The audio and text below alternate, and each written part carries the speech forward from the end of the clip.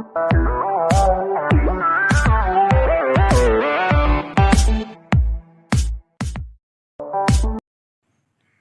Guys, तो आज हम पढ़ेंगे क्वांटाइजेशन ऑफ चार्जेस। तो experimentally it is established that all free charges are integral multiple of a basic unit of charges denoted by E. Thus, charge Q on a body is always given by Q is equal to NE. तो experimentally ये पाया गया कि जितना भी free charges होते हैं जो वो होते हैं, तो एक्सपेरिमेंटली एक पाया गया कि एक जो बॉडी होता है तो इसमें तो बहुत सारे इलेक्ट्रॉन पाए जाते हैं, बहुत सारे इलेक्ट्रॉन ऐसे पाए जाते हैं, n नंबर ऑफ इलेक्ट्रॉन पाए जाते हैं। तो जब साइंटिस्टों ने कोशिश किया कि इस बॉडी का टोटल चार्जेस फाइंड करने का जब कोशिश किया तो उसका वैल्यू निकला integral multiple of this E unit को जब हम n टाइम इंटू कर देंगे तब जो आंसर आएगा वो इस बॉडी का टोटल चार्ज आएगा जो कि क्यू, और इसी को हम लोग बोलते हैं क्वांटाइजेशन ऑफ चार्ज। तो अगर n is any integer positive और नेगेटिव, n हम लोग का कोई भी इंटीजर हो सकता है, पॉजिटिव भी हो सकता है, नेगेटिव भी हो सकता है। The basic unit of charge is the charge that an electron और प्रोटॉन कैरीज। और जो बेसिक यूनिट ऑफ चार्ज ई है वो है the charge that an electron और प्रोटॉन कैरीज।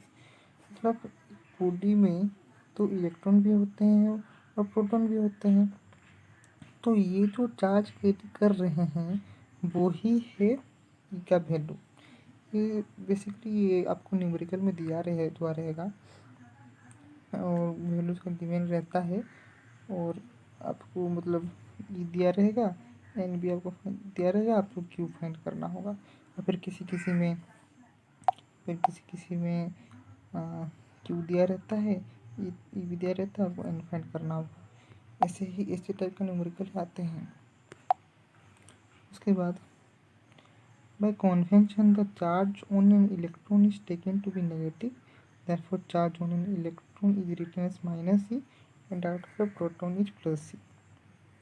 ये भी कन्वेंशन से पाया गया है कि इलेक्ट्रॉन के ऊपर जो चार्ज होता है उसको हम लोग हमेशा नेगेटिव लेते हैं, और प्रोटॉन के ऊपर जो चार्ज रहता है उसको हमेशा पॉजिटिव लेते हैं।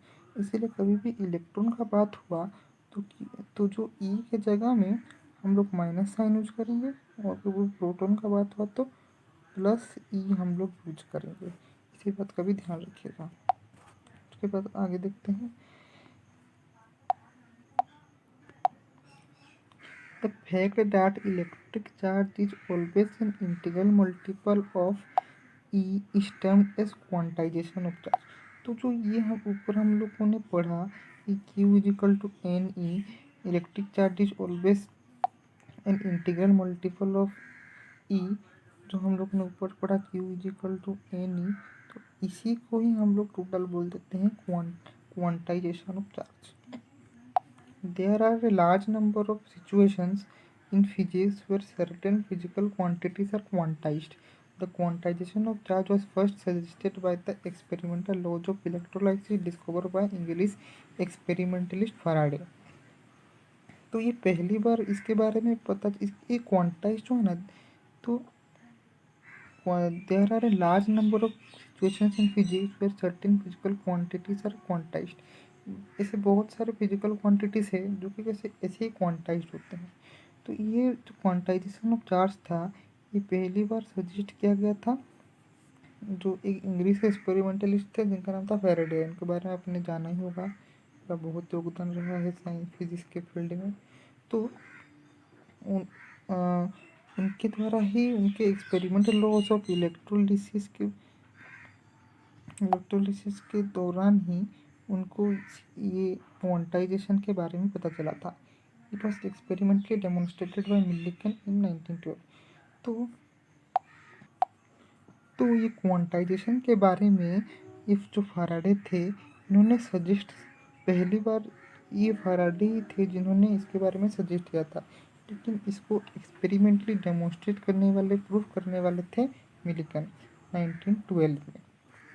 मतलब क्वांटाइजेशन के बारे में सजेस्ट किया फैराडे ने और उसको डेमोन्स्ट्रेट किया मिलिकन जी ने। In the international systems SI units of units, a unit of charge is called a coulomb and is generated by the symbol C. A coulomb is defined in terms of the unit of the electric current which are going to learn in a subsequent chapter. तो international system मतलब SI unit में unit of charge जो होता है उसको हम लोग बोलते हैं coulomb.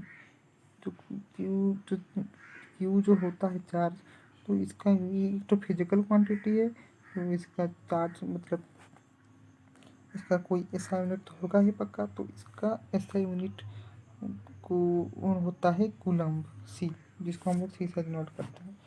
A coulomb is defined in terms the unit of the electric current which are going to learn in the subsequent chapter. In terms of this definition, 1 coulomb is the charge flowing through wire in 1 second if the current is 1 ampere. Chapter 1 of class 11 physics book. तो इसमें कह रहा है कि हमने ये तो देखा, अब हम तो ये जानते हैं कि जो चार्ज होता है तो इसमें बोल रहा है कि हम तो ये जानते हैं कि I is equal to Q by T होता है, current is equal to charge by time होता है, तो इससे हम लोग कह सकते हैं Q is equal to I T. तो हम लोग चार्ज को 1 कूलम तभी कह सकते हैं, तभी होता है जब वायर में 1 एम्पेयर का करंट दौड़ता हो इन 1 सेकेंड, तभी हम लोग बोलेंगे, यहाँ पे देखिए तभी हम बोलेंगे 1 coulomb is the charge flowing through wire in 1 second with the current is 1 ampere. तो इसी को ही यहाँ पे डिस्क्राइब किया गया। In this system the value of basic unit of charge is E is equal to इतना। तो ये इससे E का वैल्यू भी हमें पता चलता है।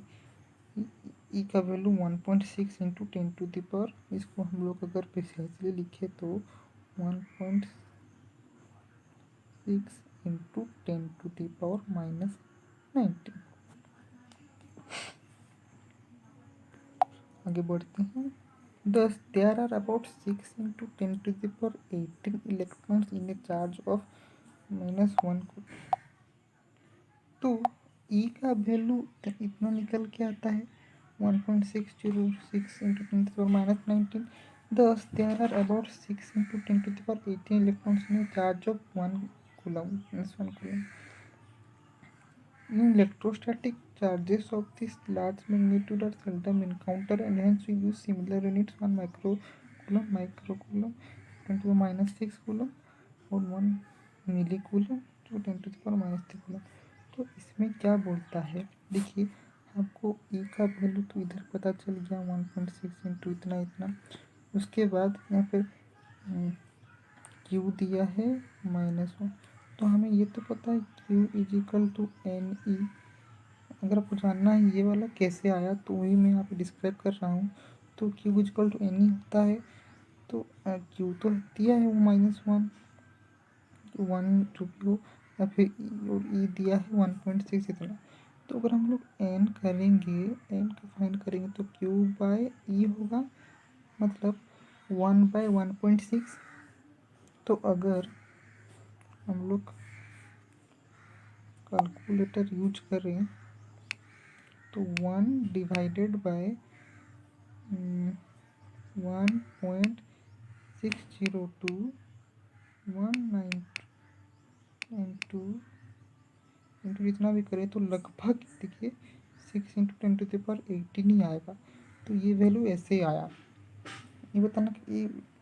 यही बताना चाहता है कि जो 1 कूलम चार्ज होता है उसमें लगभग 6 इंटू 10 टू पावर 18 इलेक्ट्रॉन्स होते हैं, तो ये बताना चाहता है। तो in electrostatic charges of this large magnitude are seldom encounter. तो यहाँ पे कूलम एक तो बड़ा क्वांटिटी हुआ, कूलम बहुत बड़ा क्वांटिटी होता है, लेकिन हम लोग अपने न्यूमेरिकल में बहुत छोटे, और रियल लाइफ में भी आप बहुत छोटे छोटे मतलब स्मॉलर यूनिट्स को इनकाउंटर करते हैं। तो इसीलिए हम वहाँ पे बहुत स्मॉलर यूनिट्स को भी डिफाइन किया गया है। जैसे कि हम लोग कूलम यूज ना करके, आपने देखा होगा या फिर देखेंगे आगे कि आपको माइक्रो कूलम हुआ या फिर मिली कूलम मिलेंगे क्वेश्चंस में। लेकिन अब अपने तो फॉर्मूला लगाना कूलम के हिसाब से सीखा है, तब हम लोग क्या करते हैं कि माइक्रो कूलम को कूलम में कन्वर्ट करते हैं और मिली कूलम को भी कूलम में कन्वर्ट करते हैं। तो इसीलिए जो 1 माइक्रो कूलम होता है ना, वो होता है 10⁻6 कूलम, और जो 1 मिली कूलम होता है वो 10⁻³ होता है। देखो, इसको याद करने का एक ही तरीका है। मिली मतलब छोटा, तो छोटा तो -3, माइक्रो मतलब बड़ा, तो माइक्रो मतलब मिली मतलब तो छोटा हुआ, तो माइक्रो मतलब आप मान लीजिए बड़ा, तो वो होगा 6। तो आप ऐसे भी याद कर सकते हैं। If the protons and electrons are the only basis charges in the universe, all the observable charges have to be integral multiple of E, जो मैंने पढ़ा अभी। If a body contains n electrons and n2 protons, the total amount of charge on a body is n2 into Ne plus n1 into minus E is equal to n2 minus n1 is equal into E। ये वाला term आपने 11 में पढ़ा होगा। Sorry जिन्होंने नहीं पढ़ा है इसके लिए, ये बहुत गलत लाइन बोल दिया मैंने। लेकिन जब हम लोग ये 11 में एक चैप्टर था कोलिजन वाला, तो उसमें ऐसे होता था, 2 बॉडी ऐसे थे पहले इनिशियली, उसके बाद जब मतलब इनिशियली ऐसे थे, उसके बाद जब ये कोलाइड करते थे, उसके बाद ये जो अलग होते थे, मानो इधर चला रहा था, ये रेस्ट में था। उसके बाद जब दोनों टकराए, तब टकरा के ये इधर चला गया और ये इधर चला गया। तो बिफोर जो मोमेंटम होता था, मोमेंटम मतलब जानते थे मास इनटू वेलोसिटी, तो बिफोर मोमेंटम जो होता था और आफ्टर मोमेंटम जो होता था वो इक्वल होता था। ये मैंने क्लास 11 का कोलिजन का थोड़ा बता दिया, तो यही वाला यहाँ पे यूज किया गया है। तो जो बिफोर एंड आफ्टर मोमेंटम जो सेम होता था, उसको हम लोग बोलते थे कंजर्वेशन ऑफ मोमेंटम। तो इसी तरह जैसे ऊपर बोला गया है कंजर्वेशन क्वांटाइजेशन, कंजर्वेशन चार्ज, और जैसे यहाँ पे बोला गया था,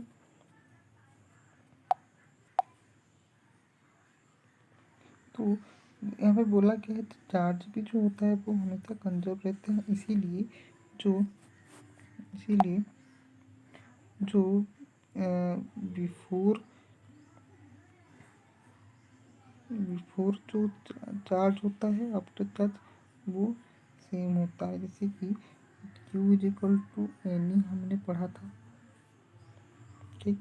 तो जो Q फाइनल होता है वो मतलब जो, तो यहाँ पे थोड़ा मिस्टेक हो गया है, मिस्टेक बोल दिया। यहाँ पे बोला गया है if the protons and electrons are the only basic charges in the universe, then all the observable charges have to be integral multiple of electrons।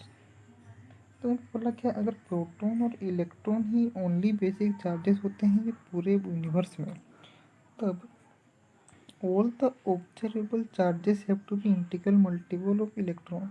तो जितने भी हम लोग चार्ज देखते वो इंटीग्रल मल्टीपल ऑफ इलेक्ट्रॉन होते। तो 10 if a body contains an electron, अगर एक बॉडी में n1 इलेक्ट्रॉन है और n2 प्रोटॉन्स है, तो टोटल अमाउंट ऑफ जो चार्ज होता, हमें चार्ज तो पता है Q is equal to N ही होता। तो जो टोटल चार्ज होता वो N1 इंटू इलेक्ट्रॉन में माइनस ई चार्ज होता है, जैसे मैंने ऊपर बोला, और N2 प्रोटॉन, ये N2 मतलब प्रोटॉन का, और प्रोटॉन में तो चार्ज होता है प्लस, तो इसीलिए प्लस दी। तो वही यहाँ पे कहा गया है। ये कुछ नहीं, बस इसको जब हम लोग ई कॉमन लेंगे तभी N2 माइनस N1 होंगे, तो वही बताया गया है। Since N1 and N2 are integers the difference is also an integer. हमें ये तो पता है कि N1 N2 इंटीजर्स है तो उनका डिफरेंस भी इंटीजर होगा। जैसे कि अगर N1 मान लीजिए 5 है और N2 है 2, तो N2 माइनस N1 भी 5 माइनस 2 कितना होता है 3, तो ये भी एक इंटीजर होगा। तो वही पता है क्या है। Thus, a charge on any body is always an integral multiple of electron। तो इसीलिए जो चार्ज ऑन एनी बॉडी वो हमेशा इंटीग्रल मल्टीपल ऑफ यही होगा, एंड कैन बी इंक्रीज और decrease also in steps of E. तो यही है quantization of charge. The step size E is however very small because of the macroscopic level. We deal with charges of a few microcoulomb. हाँ, बताया गया है कि जो ई का साइज होता है मतलब बहुत छोटा होता है, बहुत छोटा। तो इसीलिए हम लोग माइक्रोकूलम, जो तो कूलम तो थोड़ा बड़ा यूनिट हो गया, कूलम तो थोड़ा बड़ा यूनिट हो गया, तो इसीलिए हम थोड़ा स्मॉल यूनिट लेते हैं, जैसे कि माइक्रोकूलम हमें जैसे कि ऊपर पड़ा था वैसे ही। At this scale, the fact that charges of a body can increase or decrease in units of E is not visible. In this respect, the grainy nature of the charge is lost.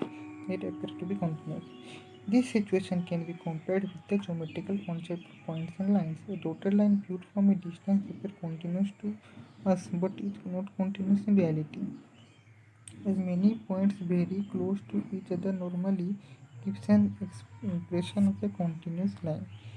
Many small charges taken together appear as a continuous charge distribution.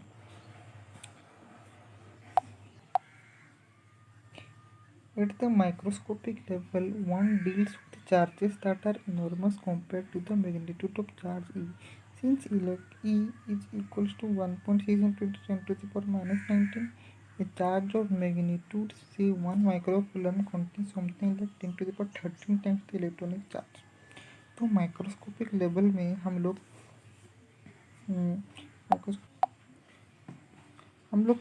ऐसे charges के साथ deal करते हैं जो that are enormous compare to the magnitude of charge E. तो E तो एक body हुआ, तो उसमें ई इलेक्ट्रॉन्स तो होते हैं, इलेक्ट्रॉन्स प्रोटॉन्स भी होते हैं। तो इनका जो चार्ज होता है, तो उनका जो चार्ज का मैग्नीट्यूड होता है 1 भी हो सकता है, 2 भी हो सकता है, 3 भी हो सकता है। तो उनका जो मैग्नीट्यूड होता है उनसे ही मिलता जुलता चार्जेस के साथ हम लोग डील करते हैं, मतलब जो कि इंटीग्रल टाइप है। Since e is equals to 1.6 into 10⁻19, a charge of magnitude say 1 microcoulomb contains something like 10 to 13 times the electronic charge. At this scale, the fact that charge can increase or decrease only in units of E is not very different from saying that charge can take continuous values. Thus, at the microscopic level, the quantization of charge has no practical consequences and can be ignored. तो इसीलिए ये macroscopic level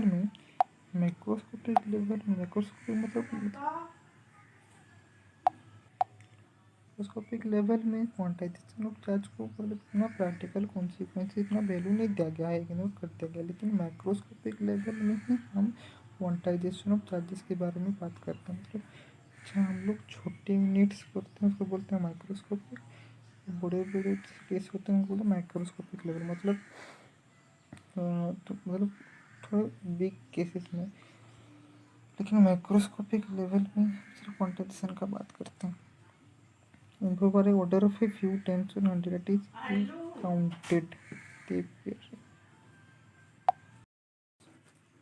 in microscopic level it can't be ignored because charges involve the orders of a few tens or hundreds, that is, they can be counted.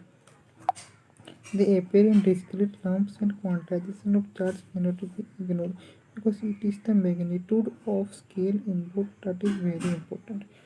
कि microscopic level में quantization of charge को हम लोग एक magnitude of scale जैसा मानते हैं, जो कि बहुत इम्पोर्टेंट है. It is the magnitude of scale involve that is very important. तो इसीलिए मैक्रोस्कोपिक लेवल में, तो फाइनली मैक्रोस्कोपिक लेवल में क्वांटाइजेशन ऑफ चार्ज को इग्नोर किया गया है, मतलब उनको वैल्यू नहीं है क्वांटाइजेशन ऑफ चार्ज का, लेकिन माइक्रोस्कोपिक लेवल में it considered as very important.